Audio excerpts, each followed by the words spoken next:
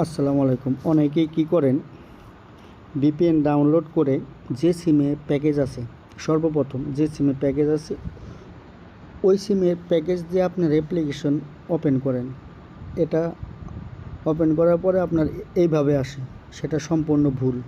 এইভাবে করবেন না। কি করবেন, আপনার ওপেন করলে এইভাবে আসে, এইভাবে দেখেন আপনার কোনো কিছুই আসে না। তখন কি করবেন, আপনার এমবি দিয়ে ওপেন করবেন অথবা ওয়াইফাই দিয়ে। আমার ওয়াইফাই আছে, আমি ওয়াইফাই দিয়ে ওপেন করলাম। ওপেন করার পরে আপডেট, এভাবে আপডেট করে আর কি, এই থ্রি ডটে ক্লিক করবেন, এই দেখেন আপডেট নোটস লেখা, এখানে ক্লিক করবেন। একটু ওয়েট করবেন, অটোমেটিক্যালি আপডেট হয়ে যাবে। এই দেখেন আপডেট হয়ে গেছে। এই যে update version, last update version আপনার 12.8, ঠিক আছে, 12.8। এখানে এই যে একটা কেটে দেবেন, এখানে ক্লিক করবেন।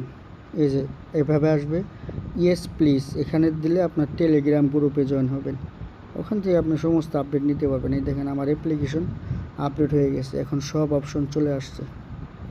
এই যে আপনার এয়ারটেল 279 টাকার, তারপরে সব অপশন চলে আসছে আর কি।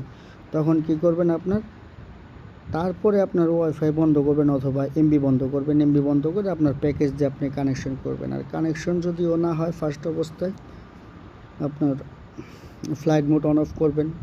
তারপরেও যদি না হয় তাহলে আপনার নেটওয়ার্ক সেটিংটা রিসেট মারবেন। ঠিক আছে, নেটওয়ার্ক সেটিং কীভাবে রিসেট মারে সেটার ভিডিও দেওয়া আছে, অবশ্যই দেখে নেবেন। তো ধন্যবাদ সবাই, আশা করি সবাই বুঝতে পারছেন কীভাবে অ্যাপ্লিকেশন আপডেট করবেন।